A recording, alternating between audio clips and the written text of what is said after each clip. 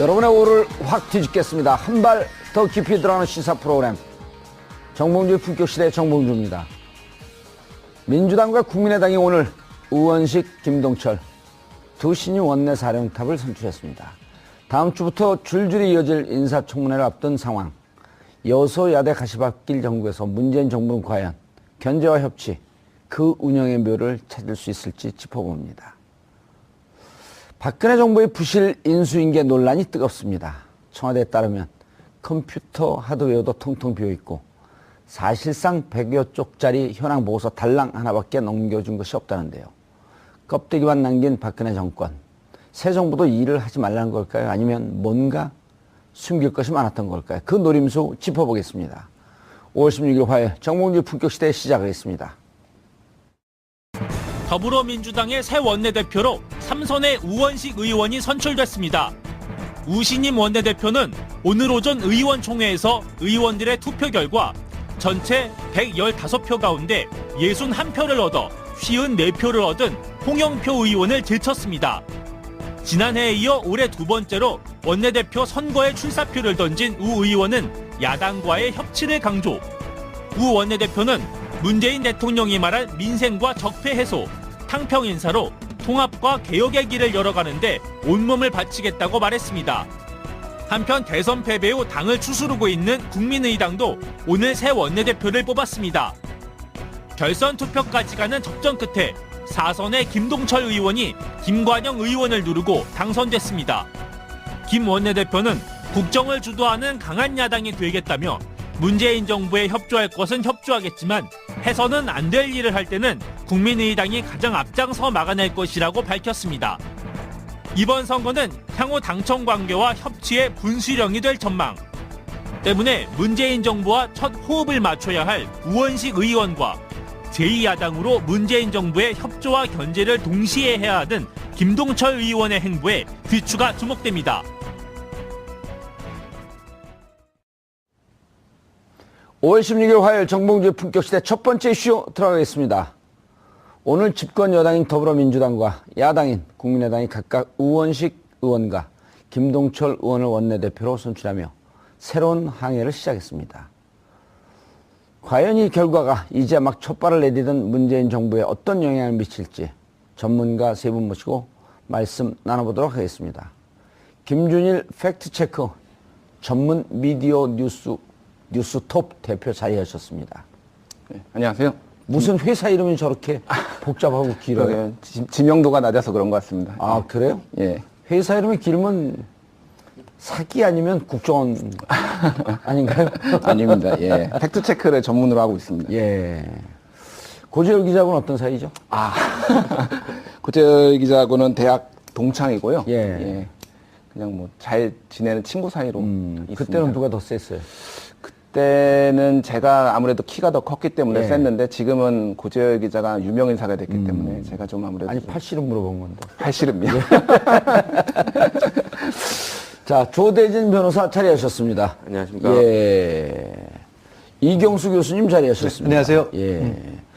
다른 프로에서도 하는데 우리 이게 인물들이 겹친다고. 근데 조대진 변호사님과 이경수 교수님은 안 겹치는데. 네, 예. 안 겹치죠.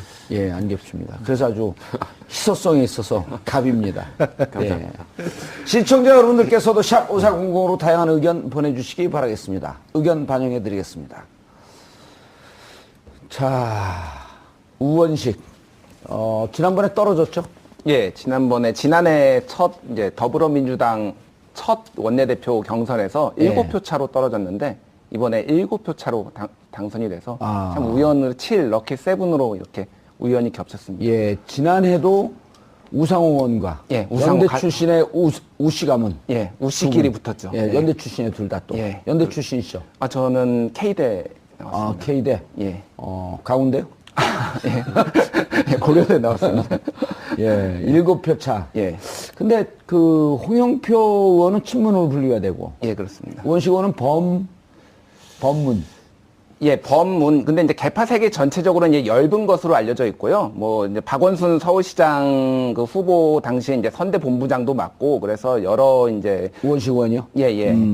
그래서 이제 좀 개파색은 전체적으로 여진 범문으로 이제 좀 칭할 수 있을 것 같습니다. 예. 좋게 얘기하면 개파성이었지만 예. 나쁘게 얘기하면 주체성이 없다. 예, 저는 뭐 그거에 대해서는 평가를 하지 않겠습니다. 아니, 그 양측의 평가가 다 있을 수 있으니까요. 예, 그렇습니다. 예. 예. 그런데 어떻게 홍영표 의원을 이겼죠?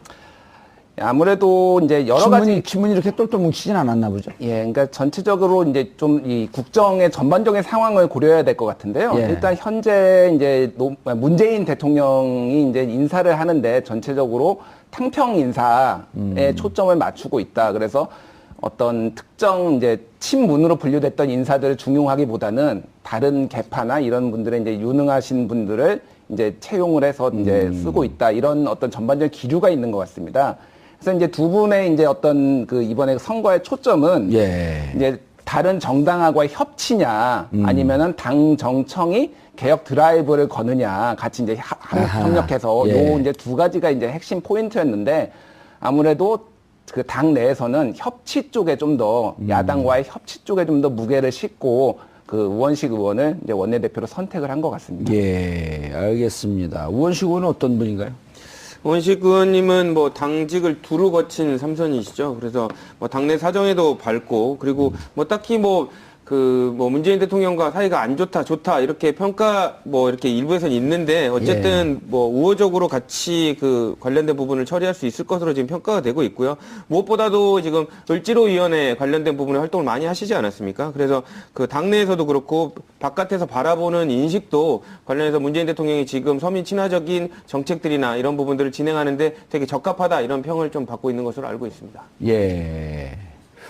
교수님. 네. 지금은 여당에서는 네. 누가 원내대표 돼도 무슨 비주륜이, 주륜이 이런 현재 개파 아무 의미가 없는 거 아니에요? 범친문이니, 무슨 친문이니, 반문이니 이런 게 이제 선거 때 똘똘 뭉쳐갖고 선거를 치렀기 때문에 별 의미가 없는 거 아닌가요?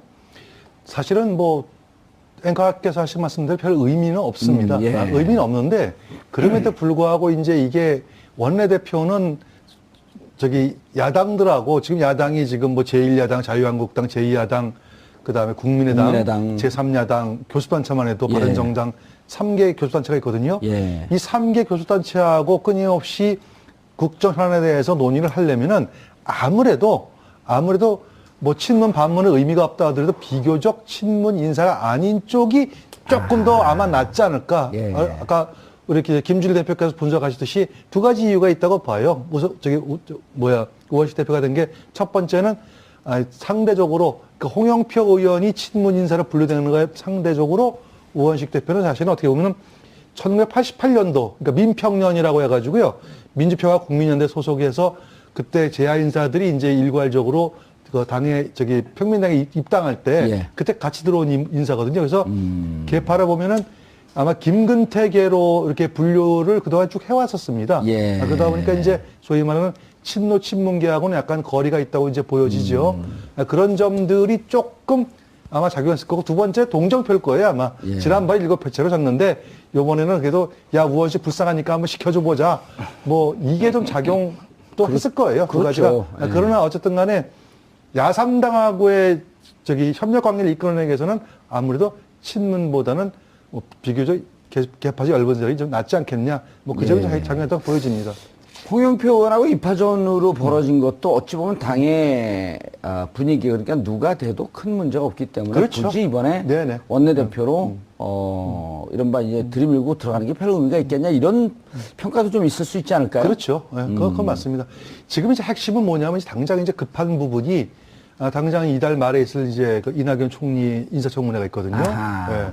그 다음에 정부조직법도 아마 좀 손을 좀 봐야 될 거예요. 아마 문재인 대통령께서 후보 시절에 수없이 내놨던 그 공약을 알차게 추진하기 위해서는 정부조직법이 상당히 중요해요. 예. 근데 지금 다당제 상황이거든요. 더군다나 여당인 지금 그 민주당도 과반수를 지금 채우지 못하고 있기 때문에 아마 엄청난 협상력이 필요할 겁니다.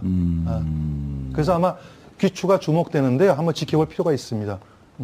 얼마만큼 예. 양보를 해야 될지를 좀 봐야 되겠고, 예. 근데 이제 양보를 하게 될 때에는 적절하게 양보를 해야 되는데, 개혁의 의지마저 양보가 되면 문제가 생기거든요. 그러니까 거기에서 어디까지를 적절하게 그 예. 균형을 잡을지 그거를 잘 지켜볼 필요가 있습니다. 어쨌든 그 일곱표차의 박빙의 싸움이었지만 당내 의원들은 청와대와의 일정 정도 협치, 다른 야당과의 관계 이런 걸 두루 고려했다. 그렇죠. 아, 예, 예. 알겠습니다. 그런데 이제 그 야당과의 협치, 야당과의 관계, 야당들은 근데 상황이 지금 뭐 녹록치는 않아요. 특히 자유한국당 같은 경우는 옆에 가서 쌈 말리다가 뭐 주먹을 한 대 맞을 것 같은 분위기인데. 일단 뭐 본인들 이제 선거 이후에 이제 당내를 수습을 해야 되고 당권 경쟁을 또 해야 되는 상황 아닙니까? 뭐 당장 뭐 자유한국당만 하더라도 친박계와 친박계를 또 견제하는 기존의 그 세력들이 또 이렇게 지금 당권 경쟁에 관련된 사전 행보를 하고 있는데요.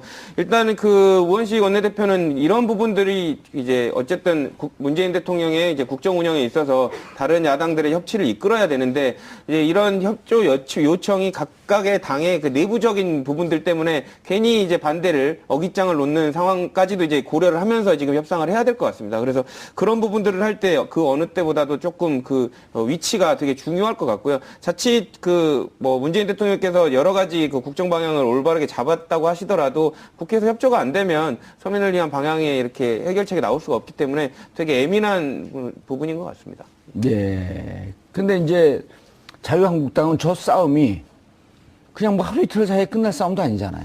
그렇죠. 왜냐하면 지금 뭐 책임론이 지금 부각이 되고 있는 상태에서 어쨌든 선거는 치르고 보자 해서 지금 잠깐 봉합된 상태였거든요. 무슨 책임론이에요? 어쨌든 뭐 관련해서 이렇게까지 보수가 괴멸된 데 있어서 친박이 책임이 있다, 아니다, 친박의 문제가 아니라 뭐 어떤 다른 상황적인 요인 때문이었다, 이렇게 서로게 항변하고 있는 건데 지금 친박을 공격하는 입장에서는 아니다, 지금 홍준표 후보가 선전을 했지만 그 20%밖에 못 얻은 것은 친박 때문이었다라고 공격을 하는 부분이 있고요. 예. 그런 부분들 때문에 조금 더 다툼이 심해질 것 같습니다. 예.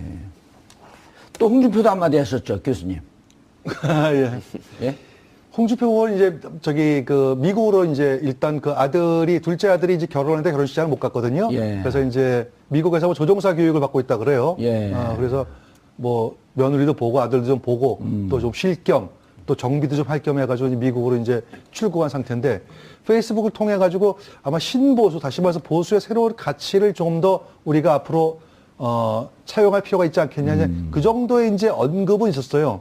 근데 그것이 과연 당권을 염두에 둔 발언인지 예. 아니면은 순수한 차원인지는 그것은 조금 더 지켜봐야 됩니다. 왜냐하면 제가 이제 그 내부적으로 정통한 사람들한테 이제 좀 소스를 좀 얻어보니까 좀 반반이라 그래요. 예를 들어가지고 대통령 선거가 끝나자마자 마치 기다렸다는 듯이 당권을 뛰어든다고 하는 거는 처음서부터 대통령 선거보다는 당권에 관심이 있지 않았냐. 예. 라는 그런 한간에 몇 가지 이제 그런 좀 비판적인 시각이 있었거든요. 그 선거 있을 때도 한간에는 대통령이라고 쓰고 당대표라고 읽는다. 이런 조롱 섞인 말도 네, 있었잖아요. 그래서 이제 그거하고 이제 부합되는 거는 오히려 안 맞기 때문에 이번에는 조금 쉬는 게 맞다라고 하는 분도 계시고 하기 때문에 아직은 조금 더 지켜볼 필요가 있습니다. 알겠습니다. 그런데 민주당은요?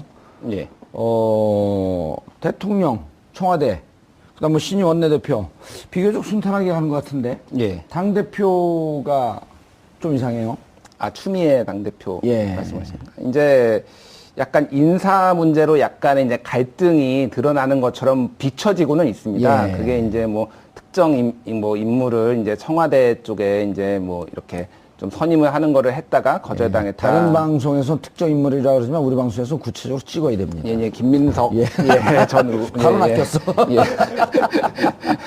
뭐 이런 이제 잡음들이 있는데요. 이제 그거를 이제 좀 해석에 좀 차이가 있는 것 같습니다. 그러니까 이제 당과 이제 청와대가 긴밀하게 협조를 한다라는 것은 결국은 어떤 인사의 이제 메신저 역할도 할 수가 있고 그런 사람들이 청와대에도 있고 그래 당에도 있어서 서로 이제 좀 소통을 할 수 있는 그런 부분이 필요하다라고 이제 그 추미애 대표 쪽에서는 보는 것 같고요. 이제 그거를 이제 문재인 대통령의 국정 개혁에 걸림돌이 될 수 있다. 인사권에 개입하는 것은 그렇게 이제 해석을 하는 사람들도 있기 때문에 요거는 조금 좀 조심해야 된다라고 이제 지적을 하시는 분들도 있고요.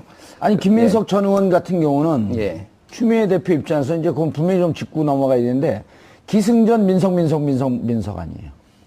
예, 그렇죠? 좀 집착을 하는 약간 그런 모습으로 비춰지긴 했습니다. 그리고 예. 꼬마 야당 그 민주당으로 혼자 있을 때 홀로 예. 신기남 전 의원이 거기로 갔었단 말이에요. 예, 예. 근데 이제 그거하고 별 의미도 없는데 합당을 하고 예. 합당하고 난 이후에 지난 대선 때도 종합상황실장을 김민석 의원은 안 치고 그때부터 당내 김영주 최고위원 같은 경우는 항의하면서 기자회견도 했잖아요.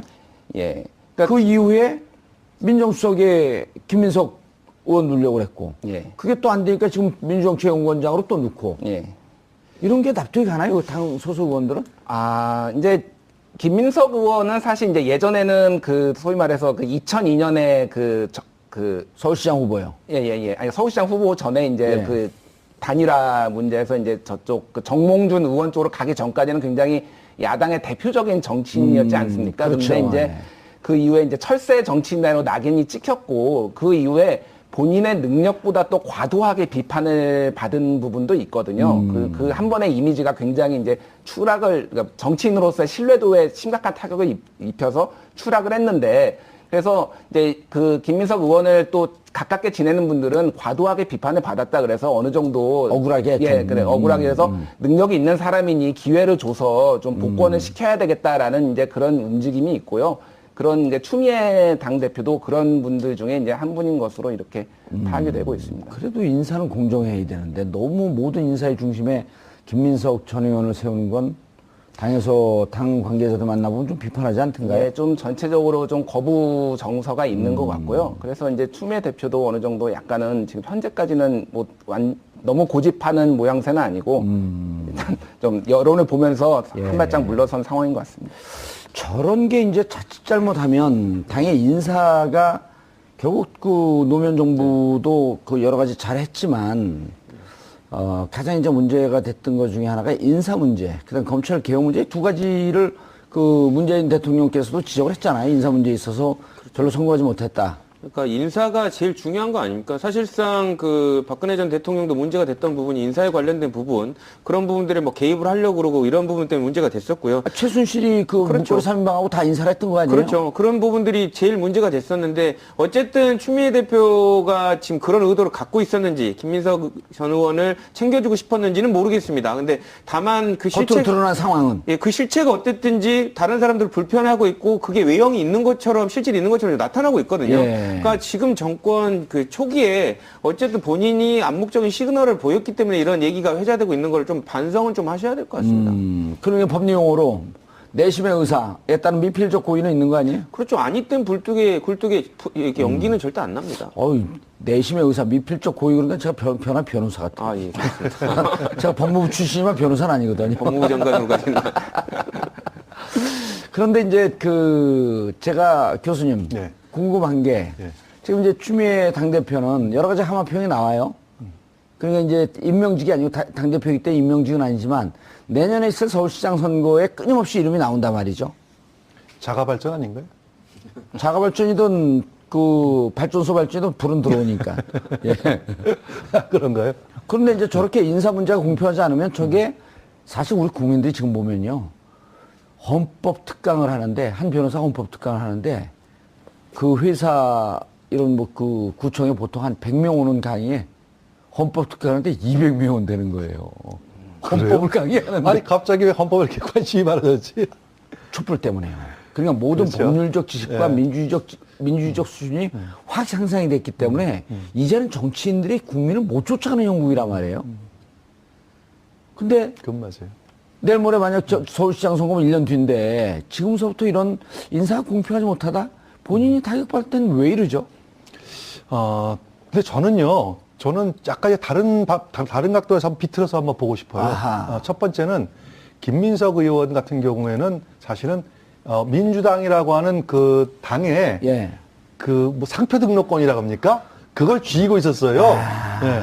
그러니까 그걸 갖다가 이제 대선 전에 합당을 해줬거든요. 그래가지고 어떻게 보면 공식적으로 민주당이라는 약칭을 쓸 수 있게끔 한 공로는 있다고 보여집니다. 아하. 그러니까 이제 당대표 입장에서 볼 때는 예. 김민석 의원이라는 분에 대해서 이제 그 점이 조금 좀 걸리적거리지 않았을까. 예. 그렇게 좀 봐야 될 것 같고, 그다음에 두 번째는요, 당 대표가 되면은요, 어쨌든 간에 선거를 이긴 1등 공신 중에 공신록에 뭐 내실이든 아니든 간에 1등 공신록에는 들어가요.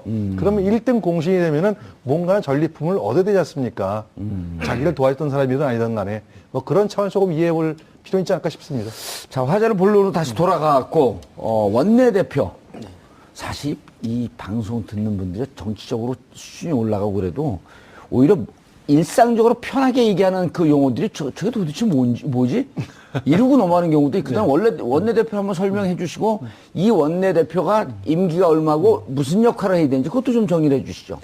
일단 원내대표 뭐 당대표가 있지 않습니까? 원내대표는 이제 그 교섭단체를 꾸리고 있는 그 정당에서 그 협상을 하기 위해서 이제 대표를 뽑는 겁니다. 그래서 원내에서 벌어지는 그 부분에 대한 그 당의 의사를 결정하고 있는 최고 책임자라고 보시면 될 것 같고요. 당장 뭐 당대표만큼 그 비중을 갖고 있고 그리고 뭐 원내대표의 수행을 잘하면 차기에 당대표 권한까지도 도전할 수 있을 정도로 막대한 영향을 미치고 있거든요. 사실상 뭐 국회에서 이루어지고 있는 현안에 대해서는 당대표보다는 원내대표의 의사가 더 중요하다 이럴 정도로 원내대표가 갖고 있는 권한과 위치는 되게 막강한 것 같습니다. 임기는요? 임기는 제가 그 부분에 대해서는 정확히 모르겠습니다. 예, 우상호가 한 지 1년 됐는데 네. 그 중간에 하야한 건가요? 아니면은 그게 1년이 되는 거죠, 그럼 1년? 예.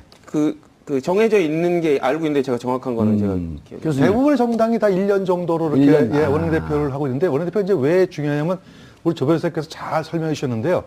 과거에 총재가 당의 대표를 있을 때가 있었어요. 지금은 이제 당 대표라고 하지만 총재가 있을 때는 원내대표는 원내총무라고 불렸습니다. 그래서 당 삼역하면은 원래 서열이 1위가 사무총장, 2위가 원내대표, 3위가 원내총무, 그 다음에 3위가 정책위의장, 그 다음에 뭐 당 유격 이렇게 들어갑니다. 4위가 이제 전략기획위원장. 그 당시에 전략기획이란 말이 없었을 때예요. 아, 그래요? 무슨 뭐 윤리위원장, 재정위원장, 뭐 이런 돈 되는 이런 데가 좀 이제 빽이 좀 셌었어요. 없었다는 걸 그냥 조용히 얘기하시지 않고 아주 무시하듯이 얘기를 하시네요. 죄송합니다. 근데 이제 이게 당권하고 대권이 분리가 되면서 그러면서 당 대표가 별도로 이제 그 대통령과 별개가 됐거든요. 그럼 원내 중심의 정당이 돼야 된다. 그러면서 자연스럽게 원내 총무가 하나의 협상 정권을 가진 원내 대표가 되고 자연스럽게 모 대부분 정당의 서열 2위예요. 그래서 당 대표가 유고가 되면은 당연직으로 차기 당 대표 권한 대행을 원내 대표가 하게끔 돼 있습니다. 과거에는 총재, 제왕적 총재 시절은 총재의 오다나 명령, 지시를 받았고 하던 게 이제는 독립적으로 원내 정책이 중요하기 때문에 원내 중심으로 가고 이 원내 중심으로 의원들의 대표다. 맞습니다. 무슨 의미가 있는 자리네요. 상당히 비중이 높아졌죠. 그 의원들 120명의 대표니까요. 그렇죠. 그래서 원내대표 통상 원내 있는 국회의원들의 투표에 의해서 결정됩니다. 예, 알겠습니다. 자, 그런가 하면 이제 그 국민의당. 국민의당을 들여다보면 바로 이제 대선이 있는 것 같아요. 도전하겠다고 또 벌써 선언하고. 안철수 대표는. 이게 좀 이제 일반적이진 않죠. 보통 이제 전통적으로 대선에서 낙선하신 분들은 이제 해외로 많이 나갔거든요. 예전에 이제 김대중 대통령이 그러니까 92년도에 영국으로 갔다든지 그러다가 이제 유예 기간을 두고 이제 다시 정치에 복귀하는 이런 형태를 많이 띄었는데 공부도 하고 좀 몸도 지치고 마음도 지쳤으면 좀 쉴 겸 여러 가지 이제 아무래도 정권 초기에는 모든 그 여론의 관심이 대통령에게 쏠리다 보니까 있어봤자 별로 얻을 게 없다. 이제 현실적인 문제도 있고요. 그래서 이제 보통 이제 외국으로 많이 나가고 홍준표 후보도 나갔지 않습니까? 그런데 이제 안철수 후보는 굉장히 강한 의지를 또 표현하셔서 좀 이례적이긴 합니다. 김동철 선출이 됐죠. 어떻게 됐나요? 그 선출 과정이 아주 격렬하게 투표가 이루어진 것 같은데. 이제 총 이제 39표 이제 39명의 이제 의원들이 투표를 했는데 세 분이 나왔고요. 근데 이제 이게 14대 13대 12 1차 투표에서 이렇게 14대 13대 12요? 그래서 뭐 천하 3분지계라고 하죠. 이렇게 정확하게 딱 나눠졌습니다. 축구에서 3대2는 펠레 골인데 이러면 무슨 투표라 그래요? 펠레 투표도 아니고 이게. 그래서 이제 김동철 후보와 김관영 후보 이제 두 분이 1, 2위로 결선 투표로 했고요. 이제 결선 투표 결과는 이제 밝히지는 않았고요. 다만 이제 당선자만 이제 밝혔는데 김동철 후보가 과반을 얻어서 이제 국민의당 원내대표로 오늘 오전에 당선이 됐습니다. 예, 3위는 누구였었나요? 3위는 유성엽 의원이 이제 3위를 차지했습니다. 유성엽 의원도 꽤 대단한 의원인데. 1, 2위 결선 투표하고 그 표차는 얘기를 안 했고요. 예, 예, 그거는 공개하지 않았습니다. 예, 알겠습니다. 김동철 의원 원내사령탑 누구시죠? 어떤 분이죠? 그 아까 말씀드린 대로 이제 광주 광산 출신이시고요. 예. 네, 서울대 법대 나오셨고 청와대 그 서울대 법대 나서 유일하게 사법고시를 안 예. 봤는지 안 봤는지 모르겠지만 모르겠습니다. 예. 그래서 하지만 이제 국회에서는 사법제도에 관련된 부분에 간사를 맡고 이렇게 되게 많이 그쪽 분야에서 그 일을 하신 걸로 알려지고 있습니다. 그 개파는 손학규계로 분류가 되고 있는데요. 어쨌든 그 17대부터 광주 광산구 갑에서 사선을 한 그 중진 의원이고요. 지금 이번에 국민의당 사선 의원이요? 네, 사선 의원입니다. 저도 이름을 오랜만에 봤는데. 네, 이번에 지금 국민의당 그 원내대표 경선에 나온 사람 중에 제일 다선으로 지금 알려지고 있어서 그 부분도 아마 선택을 받는데 되게 중요한 그 요인이 되지 않았나. 김관영 의원은 몇 선인가요? 재선입니다. 아, 유성엽 의원은요? 3선으로 알려졌습니다. 야, 근데 14, 13, 12. 아주 역동적인 정당이에요. 이렇게 재밌는 보면. 스코어가 나왔죠. 야, 김동철 의원과 우원식 의원은 관계는 어떻죠? 일단 뭐 둘 다 문재인 대통령과 뭐 가깝지는 않은 것으로 지금 평가가 되고 있는데요. 예. 그렇기 때문에 오히려 나중에 그 원내 대표들끼리 만났을 때는 뭐 조금 더 교감이 더 있을 수 있겠다라는 뭐 기대감도 있는 것 같습니다. 하지만 이제 김동철 의원 같은 경우에는 협치는 강조를 하고 있지만 무작정 끌려다지는 않겠다 지금 이렇게 얘기를 하고 있거든요. 근데 하지만 지금 문재인 대통령에 관련된 호남의 지지도가 그 국민의당을 되게 뭐 더블 스코어 차이로 많이 앞둔 게 지금 민심의 대선에서 나타났습니다. 그렇기 때문에 인사청문회라든지 이런 과정에서 마냥 그냥 야당으로서의 위치로서 반대만 하기에는 호남의 민심이 또 쳐다보고 있기 때문에 쉽지만은 않을 것으로 보입니다. 예, 교수님. 네. 김동철 의원이 공식적으로 연정 얘기까지 했었어요. 예. 연정 오면은 거부하지 않겠지만 개별적으로 의원들 접촉하는 이런 거에는 그 동의하지 않는다. 무슨 의미로 받아들여야 되나요? 국민의당이 지금 절박하거든요. 사실은 대선이 이제 결과가 나온 다음에 국민의당 내부에서 상당수의 의원들이 민주당하고의 당대당 통합을 노골적으로 요구한 목소리가 있었어요. 예. 실제로. 그러다 보니까 원내 지도부 입장에서 볼 때는 이 의원들을 다독거릴 필요가 있죠. 그래서 연정이라는 카드는 일단 꺼내놨는데 여기서 이제 시청자 여러분들께 도움을 드리기 위해서 연정이라고 하는 거 잠깐 개념점을 말씀을 드릴게요. 원래 이제 연정이라는 것은 의원 내각제에서 말하는 코올리션 거버먼트를 말하는 거거든요. 형태가 세 가지, 형태가 세 가지입니다. 하나는 이제 장관, 내각을 갖다 같이 이 당 저당에서 끌어와가지고 내각 같이 구성하는 연립 정부가 있고요. 예. 그 다음에 두 번째 형태는 정책만 같이 한다 하는 정책연합이 있고 세 번째는 선거연합이라고 해가지고 특정 선거가 있으면은 두 개 정당이 합심해가지고 한 후보를 내는 형태가 있습니다. 요 세 가지가 이제 흔히 연정인데 지금 김동철 후보는 이제 오늘 그 원내대표 당선된다면 이런 얘기를 해요. 연정을 하는 건 좋은데 독일 같은 데서도 큰 정당하고 소수 정당이 연정을 하더라도 철저하게 사전에 협약서를 다 맺고 정책 협약서를 충분히 맺은 다음에 그 다음에 연정을 하지 콩고 먹듯이 이렇게 하진 않는다. 자리 나눠 먹지는 안 한다. 그렇죠. 네, 그러니까 의미는 있네요. 의미. 두 가지를 다 얘기하는 거죠. 자당의 국민의당의 의원들을 다독거리는 거 하나, 연정을 던져놓으면서 해가지고 못 가게. 그다음에 두 번째는 하더라도 어설프게 하지 않고 철저하게 따질 거 따져서 하겠다. 계산표를 제대로 뚫겠다는 얘기네요. 두 가지를 동시에 아마 던진 다목적 카드라고 보여집니다. 저는 그 계산기를 뚫겠다라고 하는 게 정치적 무슨 정상배 이렇게 보이지 않고 아주 정확한 정치적 판단으로 보이는데요. 왜냐하면 이게 뒤에서 짬짬하면서 꼼수 부리는 게 아니고 정확하게 정책 공개하고 이거 같이 하겠다. 그리고 그거 하기 위해서 장관 몇 자씩 주겠다. 이렇게 하는 게 더 나은 거 아닌가요? 이게 원래 정확한 겁니다. 사실상 독일에서도 기민당하고 그다음에 녹색당하고 정책연합을 연정할 때도 기민당하고 녹색당의 의석수는 거의 10배예요. 그럼에도 불구하고 약 한 5,000쪽짜리 정책 협의서를 만들어가지고 미리 다 사인해가지고 해서 정책연합을 했습니다. 이야, 그 공부도 잘해야 되겠네. 5,000쪽 읽으려면 우리는 50년 읽어야 될 텐데. 그 의미는 있네요. 그래서 철저하게 정책이 먼저 합쳐만 돼야 그 다음에 연정이 된다. 이런 말씀 드리겠습니다. 김 기자님. 예. 그러나 아무리 이렇게 정확하게 얘기를 했다고 할지라도 예. 김동철 의원 같은 경우에 2015년 12월 예. 문재인의 패권주의에 저항하면서 안철수 의원과 함께 탈당을 한 예. 원래는 골수민주당이었단 말이에요. 원래는 민주당 권노갑 의원 보좌관으로 이제 출발을 했고요. 그다음에 그럼 또 동교동계네요. 예, 그래서 뭐 이제 동존 DJ, 그러니까 뭐 김대중 대통령 시절에 이제 청와대에서 근무를 이렇게 한 걸로 알고 있고요. 예. 그리고 이제 계속 이제 정통 야당이죠. 그러니까 예. 그 이름은 계속 바뀌었지만 있다가 이제 국민의당에 합류를 했죠. 2015년에. 그런데 나갈 때 철저하게 비문 예, 인사로 분류가 됐었단 말이에요. 예, 예, 이제 원내대표가 뽑히면 문재인 대통령의 행보에 따라서 예측 가능한 게 원내대표들하고 뭐 오찬을 하든지 만찬을 하든지 예, 조찬 회의를 하든지 한번 할 것 같은데 그 자리에서 어쨌든 어떻게 할 건지 좀 협조하자라고 예. 하는 얘기가 나올 텐데 예. 그런 자리가 물론 정치이긴 하지만 김동철 의원 입장에서 좀 껄끄럽지 않을까요?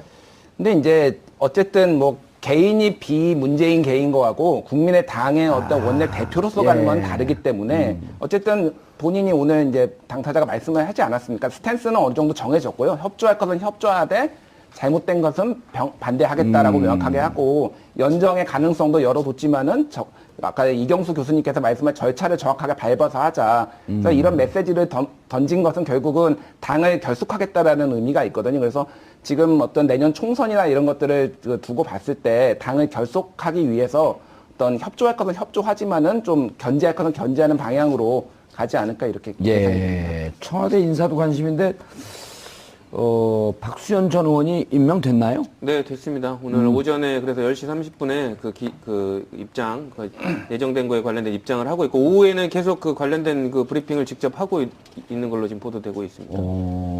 박수현 의원 같은 경우는 안희정 지사를 지금거리에서 그렇죠. 도우면서 박수현 안희정 캠프의 대변인 역할을 했었죠. 그렇죠. 그래서 문재인 후보에 대해서 아주 신랄한 공격을 했었는데.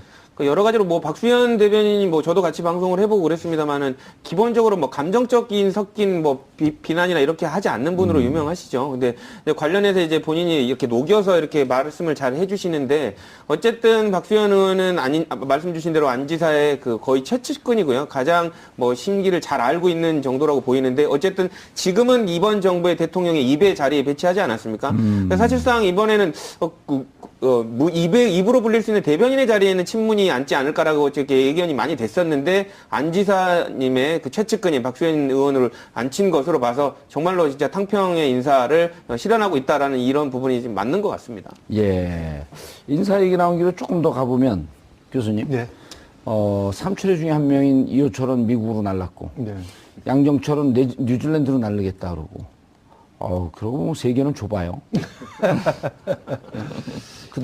그런데 이제 최재성, 친문 4인방으로 알려졌던 최재성 의원도 백의종군을 선언했고요.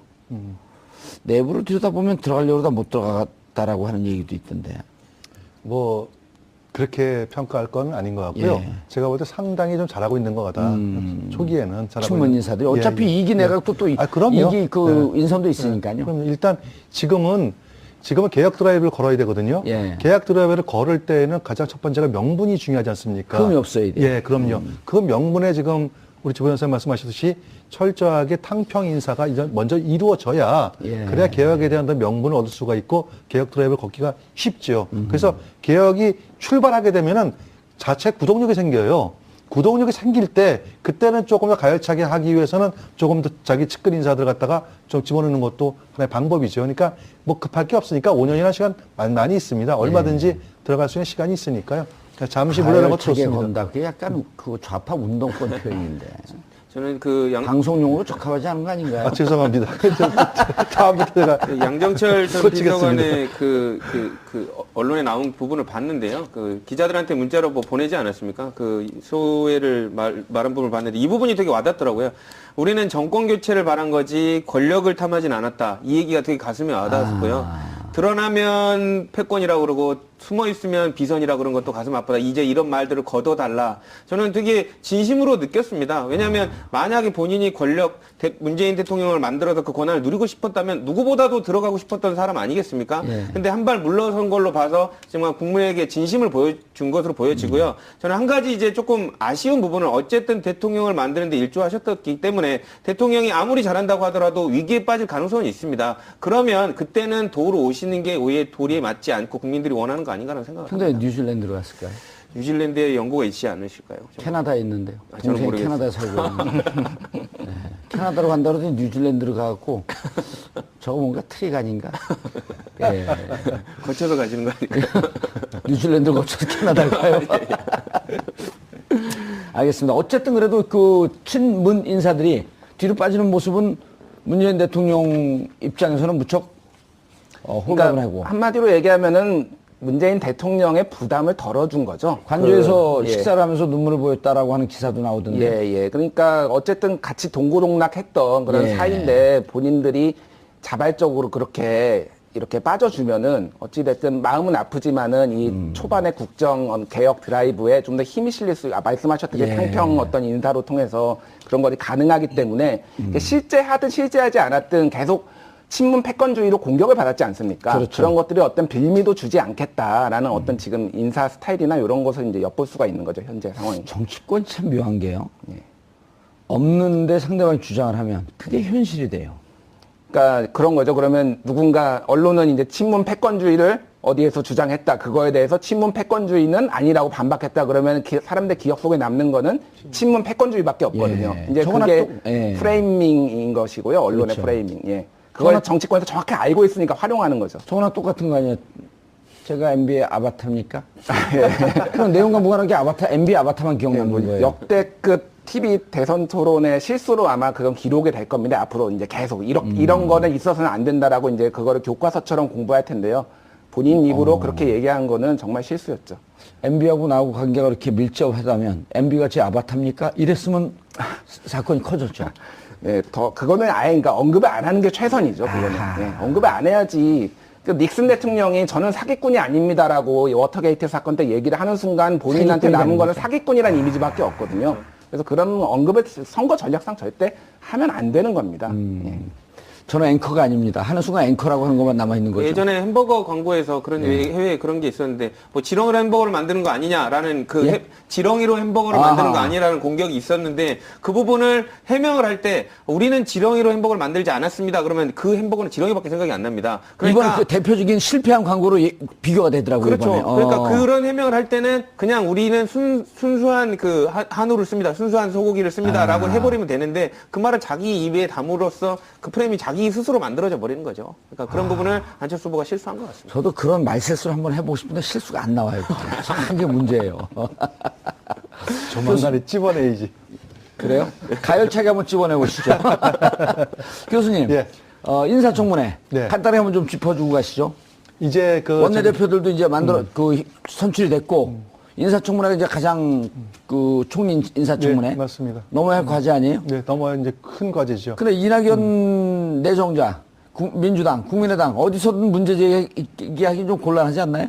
아마 자유한국당에서도 크게 이낙연 총리 후보자에 대해서는 크게 이렇게 어떤 저 걸고 넘어질 만한 것도 찾지는 못한 것 같아요. 왜냐면 그분 언론계에도 오래 계셨고, 예. 그 다음에 국회에 들어와서도 어떻게 보면 비교적 합리적인 행동을 많이 하셨기 때문에. 젠틀맨이라고 하는 별명이 있죠. 예. 그래서 크게 이번 모르겠어요. 예. 하도 우리나라 사람들 많이 끄집어내는 거 좋아하니까 예. 뭐가 그냥 하늘에서 뚝 떨어져가지고 뭐가 나올지 모르겠는데 그런 게 아니면은 이번 인사청문회는 비교적 무난하게 넘어가지 않을까. 그래서 자유한국당 대변인도 뭐라고 발표했냐면은 정책 능력을 검증하겠다고 그렇게 나왔어요.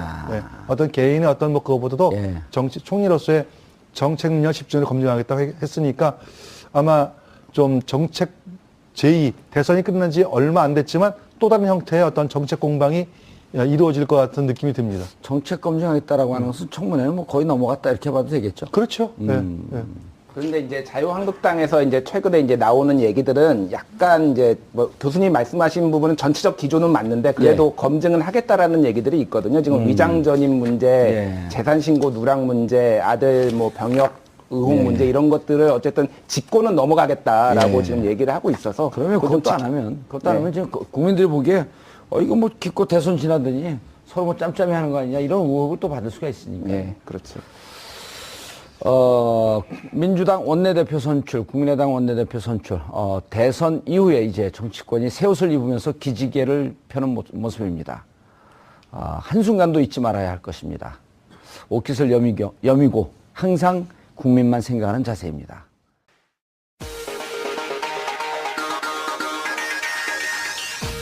여러분의 오를 확 뒤집겠습니다. 한 발 더 깊이 들어가는 시사 프로그램. 정봉주의 품격시대 정봉주입니다. 민주당과 국민의당이 오늘 우원식, 김동철 두 신임 원내사령탑을 선출했습니다. 다음 주부터 줄줄이 이어질 인사청문회를 앞둔 상황. 여소야대 가시밭길 정국에서 문재인 정부는 과연 견제와 협치, 그 운영의 묘를 찾을 수 있을지 짚어봅니다.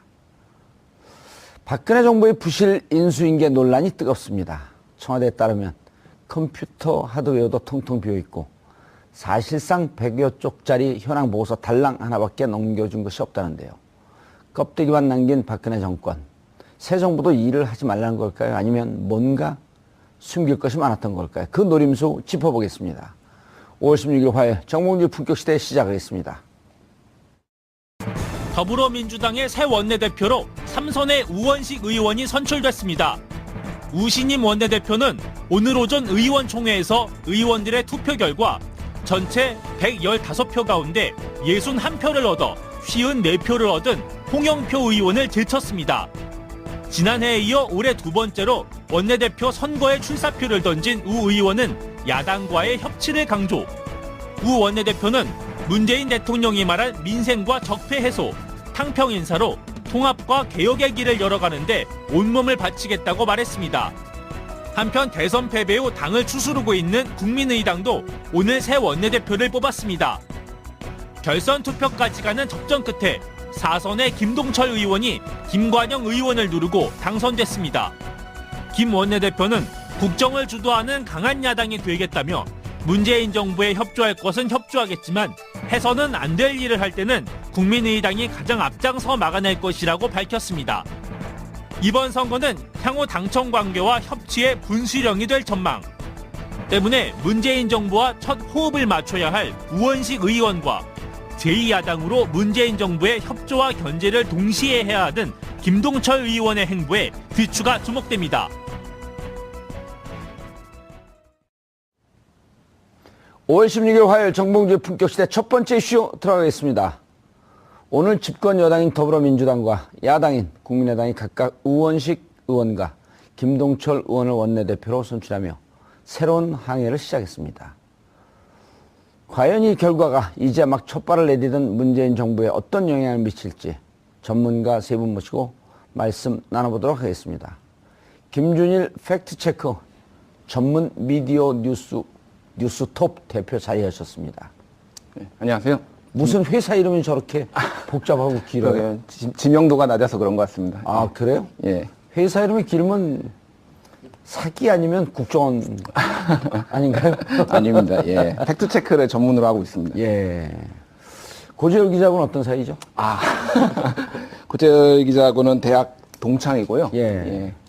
그냥 뭐 잘 지내는 친구 사이로 있습니다. 그때는 누가 더 셌어요? 그때는 제가 아무래도 키가 더 컸기 때문에 예. 셌는데 지금은 고재열 기자가 유명 인사가 됐기 때문에 제가 좀 아무래도 아니, 좀 팔씨름 물어본 건데. 팔씨름이요. 자, 조대진 변호사 자리하셨습니다. 안녕하십니까. 예.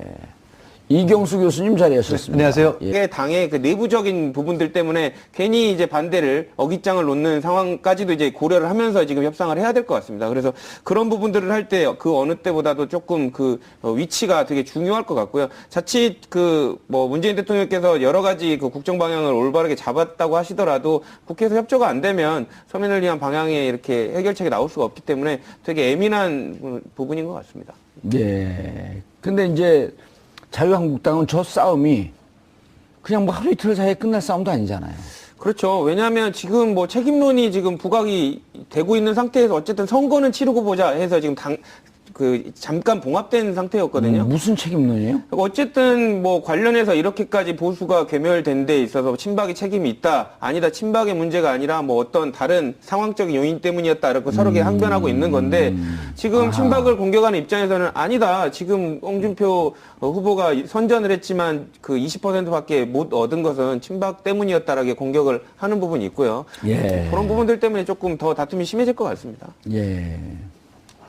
또 홍준표도 한마디 하셨죠, 교수님. 예. 예?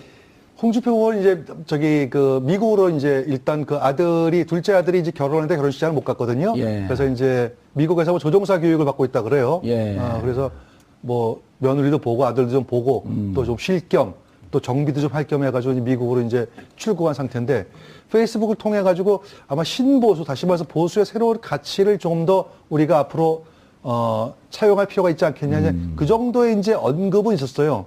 근데 그것이 과연 당권을 염두에 둔 발언인지 예. 아니면은 순수한 차원인지는 그것은 조금 더 지켜봐야 됩니다. 왜냐하면 제가 이제 그 내부적으로 아는 정통한 사람들한테 이제 좀 소스를 좀 얻어보니까 좀 반반이라 그래요. 예를 들어가지고 대통령 선거가 끝나자마자 마치 기다렸다는 듯이 당권을 뛰어든다고 하는 거는 처음서부터 대통령 선거보다는 당권에 관심이 있지 않았냐. 예. 라는 그런 한간에 몇 가지 이제 그런 좀 비판적인 시각이 있었거든요. 그 선거 있을 때도 한간에는 대통령이라고 쓰고 당대표라고 읽는다. 이런 조롱 섞인 말도 네, 있었잖아요. 그래서 이제 그거하고 이제 부합되는 거는 오히려 안 맞기 때문에 이번에는 조금 쉬는 게 맞다라고 하는 분도 계시고 하기 때문에 아직은 조금 더 지켜볼 필요가 있습니다. 알겠습니다. 그런데 민주당은요? 예.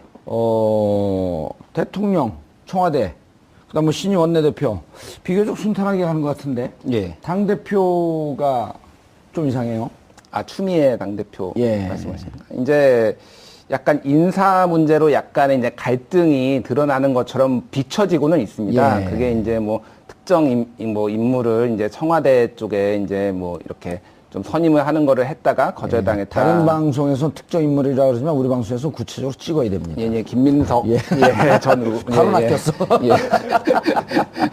뭐 이런 이제 잡음들이 있는데요. 이제 그거를 이제 좀 해석에 좀 차이가 있는 것 같습니다. 그러니까 이제 당과 이제 청와대가 긴밀하게 협조를 한다라는 것은 결국은 어떤 인사의 이제 메신저 역할도 할 수가 있고 그런 사람들이 청와대에도 있고 그래 당에도 있어서 서로 이제 좀 소통을 할 수 있는 그런 부분이 필요하다라고 이제 그 추미애 대표 쪽에서는 보는 것 같고요. 이제 그거를 이제 문재인 대통령의 국정 개혁에 걸림돌이 될 수 있다. 인사권에 개입하는 것은 다른 프로에서도 하는데 우리 이게 인물들이 겹친다고. 근데 조대진 변호사님과 이경수 교수님은 안 겹치는데. 네, 안 겹치죠. 예, 안 겹칩니다. 그래서 아주 희소성에 있어서 갑입니다.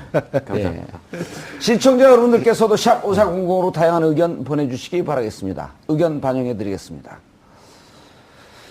자, 우원식. 지난번에 떨어졌죠? 예, 지난해 첫 이제 더불어민주당 첫 원내대표 경선에서 7표 차로 떨어졌는데 이번에 7표 차로 당선이 돼서 참 우연으로 7 럭키 7으로 이렇게 우연히 겹쳤습니다. 예, 지난해도 우상호 의원과 연대 출신의 우씨 가문. 예, 우씨끼리 붙었죠. 예, 연대 출신의 둘 다 또. 예. 연대 출신이시죠? 저는 K대 나왔습니다. K대. 예. 가운데요? 예, 고려대 나왔습니다. 예, 7표 차. 예. 근데 그 홍영표 의원은 친문으로 분류가 되고. 예, 그렇습니다. 우원식 의원은 범문. 예, 범문. 근데 이제 개파 세계 전체적으로 이제 엷은 것으로 알려져 있고요. 뭐 이제 박원순 서울시장 그 후보 당시에 이제 선대 본부장도 맡고 그래서 여러 이제 우원식 의원이요? 예. 그래서 이제 좀 개파색은 전체적으로 엷진 범문으로 이제 좀 칭할 수 있을 것 같습니다. 예. 좋게 얘기하면 개파색이었지만 나쁘게 얘기하면 주체성이 없다.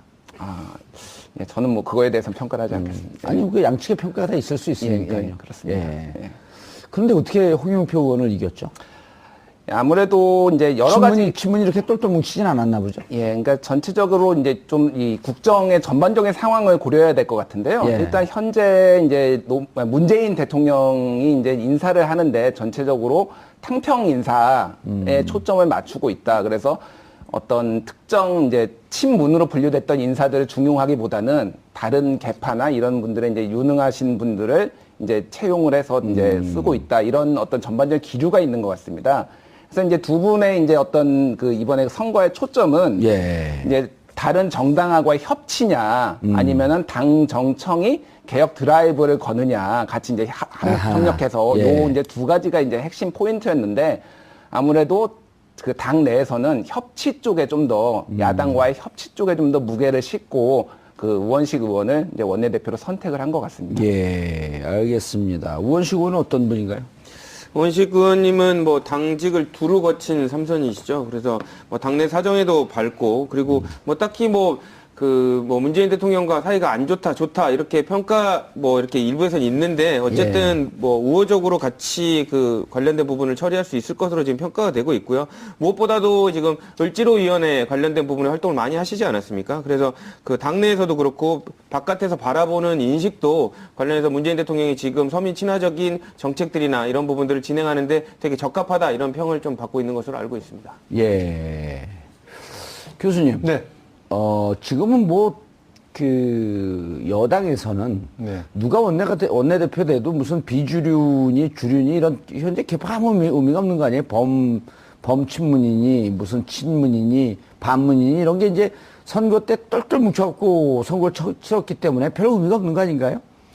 사실은 앵커께서 하신 말씀대로 별 의미는 없습니다. 예. 의미는 없는데 그럼에도 불구하고 이제 이게 원내대표는 야당들하고 지금 야당이 지금 제1야당, 자유한국당, 제2야당, 그다음에 국민의당, 제3야당, 교수단체만 해도 예. 바른정당 3개 교수단체가 있거든요. 예. 이 3개 교수단체하고 끊임없이 국정 현안에 대해서 논의를 하려면은 아무래도 친문 반문은 의미가 없다 하더라도 비교적 친문 인사가 아닌 쪽이 조금 더 아마 낫지 않을까. 예. 아까 우리 김준일 대표께서 분석하시듯이 두 가지 이유가 있다고 봐요. 우선 우원식 대표가 된 게 첫 번째는 상대적으로 홍영표 의원이 친문 인사로 분류되는 거에 상대적으로 우원식 대표는 사실은 어떻게 보면은 1988년도 그러니까 민평년이라고 해가지고요 민주평화 국민연대 소속에서 그때 재하 인사들이 이제 일괄적으로 당에 평민당에 입당할 때 예. 그때 같이 들어온 인사거든요. 그래서 개파를 보면은 아마 김근태계로 이렇게 분류를 그동안 쭉 해왔었습니다. 예. 그러다 보니까 이제 소위 말하는 친노 친문계하고는 약간 거리가 있다고 이제 보여지죠.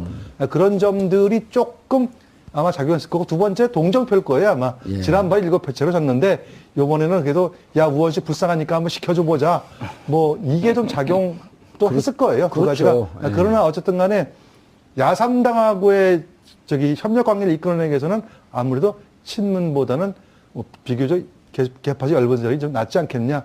그 점이 예. 작용했다고 보여집니다. 홍영표 의원하고 입하전으로 벌어진 것도 어찌 보면 당의 분위기 그러니까 누가 돼도 큰 문제가 없기 때문에 그렇죠. 굳이 이번에 네네. 원내대표로 이른바 이제 들이밀고 들어가는 게 별 의미가 있겠냐 이런 평가도 좀 있을 수 있지 않을까요? 그렇죠. 그건 맞습니다. 지금 이제 핵심은 뭐냐면 당장 이제 급한 부분이 당장 이달 말에 있을 이제 이낙연 총리 인사청문회가 있거든요. 예. 그 다음에 정부조직법도 아마 좀 손을 좀 봐야 될 거예요. 아마 문재인 대통령께서 후보 시절에 수없이 내놨던 그 공약을 알차게 추진하기 위해서는 정부조직법이 상당히 중요해요. 예. 근데 지금 다당제 상황이거든요. 더군다나 여당인 지금 민주당도 과반수를 지금 채우지 못하고 있기 때문에 아마 엄청난 협상력이 필요할 겁니다. 그래서 아마 귀추가 주목되는데요. 한번 지켜볼 필요가 있습니다. 얼마만큼 예. 양보를 해야 될지를 좀 봐야 되겠고, 예. 근데 이제 양보를 하게 될 때에는 적절하게 양보를 해야 되는데, 개혁에 의지마저 양보가 되면 문제가 생기거든요. 그러니까 거기에서 어디까지를 적절하게 예. 균형을 잡을지 그거를 잘 지켜볼 필요가 있습니다. 어쨌든 7표 차의 박빙의 싸움이었지만 당내 의원들은 청와대와의 일정 정도 협치, 다른 야당과의 관계 이런 걸 두루 고려했다. 그렇죠. 예, 예. 알겠습니다. 그런데 이제 그 야당과의 협치, 야당과의 관계, 야당들이 근데 상황이 지금 뭐 녹록치는 않아요. 특히 자유한국당 같은 경우는 옆에 가서 쌈 말리다가 뭐 주먹을 한 대 맞을 것 같은 분위기인데. 일단 뭐 본인들 이제 선거 이후에 이제 당내를 수습을 해야 되고 당권 경쟁을 또 해야 되는 상황 아닙니까? 뭐 당장 뭐 자유한국당만 하더라도 친박계와 친박계를 또 견제하는 기존의 그 세력들이 또 이렇게 지금 당권 경쟁에 관련된 사전 행보를 하고 있는데요. 일단은 그 우원식 원내대표는 이런 부분들이 이제 어쨌든 문재인 대통령의 이제 국정 운영에 있어서 다른 야당들의 협치를 이끌어야 되는데 이제 이런 협조 요청이 각각 그렇게 이제 해석을 하는 사람들도 있기 때문에 요거는 조금 좀 조심해야 된다라고 이제 지적을 하시는 분들도 있고요. 아니 김민석 전 의원 같은 경우는 예. 추미애 대표 입장에서 이제 그건 분명히 좀 짚고 넘어가야 되는데 기승전 민석 아니에요. 예, 그렇죠? 좀 집착을 하는 약간 그런 모습으로 비춰지긴 했습니다. 그리고 예. 꼬마 야당 그 민주당으로 혼자 있을 때 홀로 예. 신기남 전 의원이 거기로 갔었단 말이에요. 예, 예. 근데 이제 그거 하고 별 의미도 없는데 합당을 하고 예. 합당하고 난 이후에 지난 대선 때도 종합상황실장을 김민석 의원은 안 치고 그때부터 당내 김영주 최고위원 같은 경우는 항의하면서 기자회견도 했잖아요. 예. 그 이후에 민정수석에 김민석 의원 누려고 그랬고 예. 그게 또 안 되니까 지금 민주정치연구원장으로 또 넣고 예. 이런 게 납득이 가나요? 당 소속 의원들은? 아, 이제 김민석 의원은 사실 이제 예전에는 그 소위 말해서 그 2002년에 그 서울시장 후보요. 예. 아니, 서울시장 후보 전에 이제 예. 그 단일화 문제에서 이제 저쪽 그 정몽준 의원 쪽으로 가기 전까지는 굉장히 야당의 대표적인 정치인이었지 않습니까? 그렇죠. 그런데 이제 예. 그 이후에 이제 철새 정치인으로 낙인이 찍혔고 그 이후에 본인의 능력보다 또 과도하게 비판을 받은 부분도 있거든요. 그 한 번의 이미지가 굉장히 이제 그러니까 정치인으로서의 신뢰도에 심각한 타격을 입혀서 추락을 했는데 그래서 이제 그 김민석 의원을 또 가깝게 지내는 분들은 과도하게 비판을 받았다 그래서 어느 정도 억울하게 예, 그래 억울하게 해서 능력이 있는 사람이니 기회를 줘서 좀 복권을 시켜야 되겠다라는 이제 그런 움직임이 있고요. 그런 이제 추미애 당 대표도 그런 분들 중에 이제 한 분인 것으로 이렇게 파악이 되고 있습니다. 그래도 인사는 공정해야 되는데 너무 모든 인사의 중심에 김민석 전 의원을 세우는 건 당에서 당 관계자들 만나보면 좀 비판하지 않던가요? 예, 좀 전체적으로 좀 거부 정서가 있는 것 같고요. 그래서 이제 추미애 대표도 어느 정도 약간은 지금 현재까지는 뭐 너무 고집하는 모양새는 아니고 일단 좀 여론을 보면서 한 발짝 물러선 상황인 것 같습니다. 저런 게 이제 자칫 잘못하면 당의 인사가 결국 그 노무현 정부도 그 여러 가지 잘했지만 가장 이제 문제가 됐던 것 중에 하나가 인사 문제, 그다음 검찰 개혁 문제 두 가지를 그 문재인 대통령께서도 지적을 했잖아요. 인사 문제에 있어서 별로 성공하지 못했다. 그러니까 인사가 제일 중요한 거 아닙니까? 사실상 그 박근혜 전 대통령도 문제가 됐던 부분이 인사에 관련된 부분, 그런 부분들에 뭐 개입을 하려고 그러고 이런 부분 때문에 문제가 됐었고요. 최순실이 그 그렇죠. 문고리 3인방하고 다 인사를 했던 거 아니에요? 그렇죠. 그런 부분들이 제일 문제가 됐었는데 어쨌든 추미애 대표가 지금 그런 의도를 갖고 있었는지 김민석 전 의원을 챙겨주고 싶었는지는 모르겠습니다. 근데 다만 그 겉으로 실체 드러난 상황은 예, 그 실체가 어땠든지 다른 사람들 불편해하고 있고 그게 외형이 있는 것처럼 실질이 있는 것처럼 나타나고 있거든요. 예. 그러니까 지금 정권 그 초기에 어쨌든 본인이 암묵적인 시그널을 보였기 때문에 이런 얘기가 회자되고 있는 걸 좀 반성은 좀 하셔야 될 것 같습니다. 그러니까 법리 용어로 내심의 의사에 따른 미필적 고의는 있는 거 아니에요? 그렇죠. 아니 땐 굴뚝에 이렇게 연기는 절대 안 납니다. 내심의 의사, 미필적 고의 그러니까 제가 변한 변호사 같아요. 아, 예, 그렇습니다. 제가 법무부 출신이지만 변호사는 아니거든요. 법무부 장관으로 가시는. 그런데 이제 제가 교수님 네. 궁금한 게 네. 지금 이제 추미애 당대표는 여러 가지 하마평이 나와요. 그러니까 이제 임명직이 아니고 당대표이기 때문에 임명직은 아니지만 내년에 있을 서울시장 선거에 끊임없이 이름이 나온단 말이죠. 자가 발전 아닌가요?